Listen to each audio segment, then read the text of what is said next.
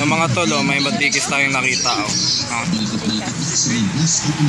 Pasukin natin, let's go. Ay, sige po, sige po. Ayan, sarado po. Hindi, oh, lumabas lang daw yung pantay. May dikis ako nakita mga tol. Ito. Mamaya, pasukin natin mga tol.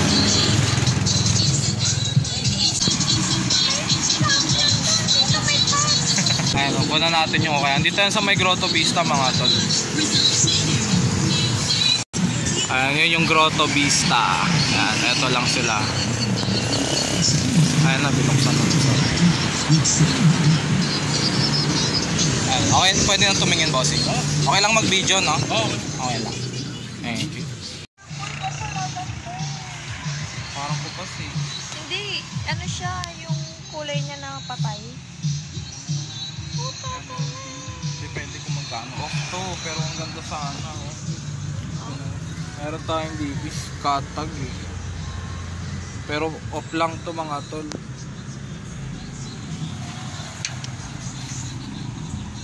Wala siyang patch.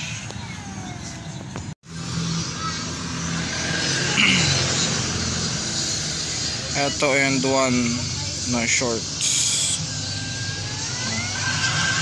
200 each. Ito dikis na cargo shorts. Ayan, single patch.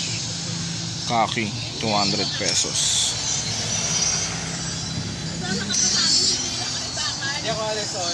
Tapos ito starter, reversible siya. Ayan.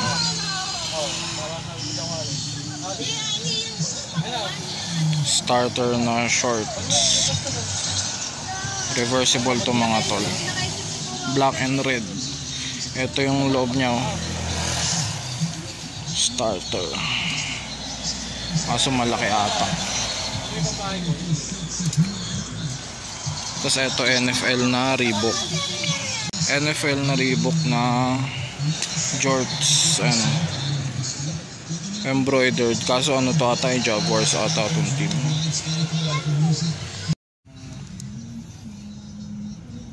To Carhartt to, kaso eto yung tag Chase. Carhartt whip yan.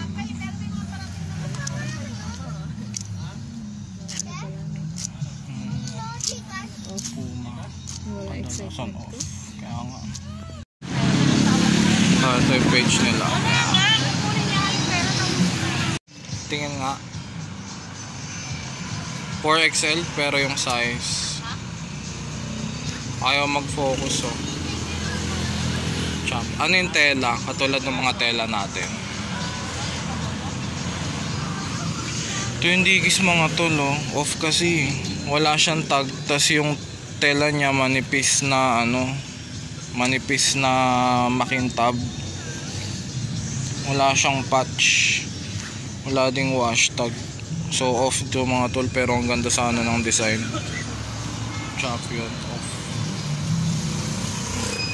Eto, depende kung magkano to mga tol. Depende kung magkano. Pag mura lang kukunin ko kahit off. Ano?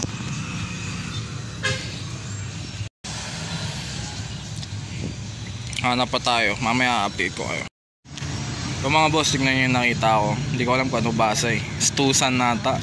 Stusan, tapos Nike t-shirt, size large. Ito legit ako dito mga bossing. Pero may stain kasi siya eh. Washable naman yan. Ito yung Stusan. Kay Stusan tayo. Ha? Ano, orange Soho. Ito yung tag nyo, 1798.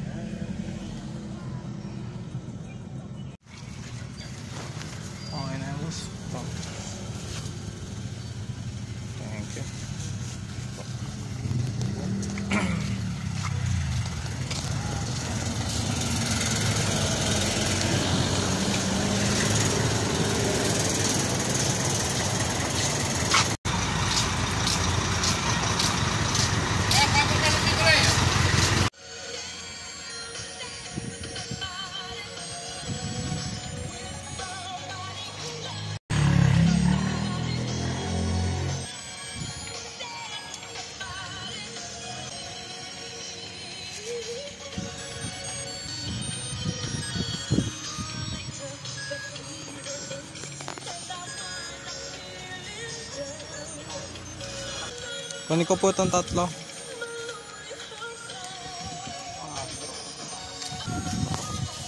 Thank you po.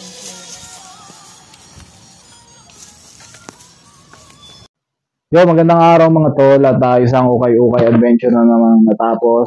So, ayan, i-flex ko lang to saglit yung mga nakuha natin sa week ng pag-ukay-ukay hunting natin. Yung iba dito sa mga tropa lang din na hook, pero sobrang solid mga tol. So, isa-isahin ko na, hindi ko napapatagalin.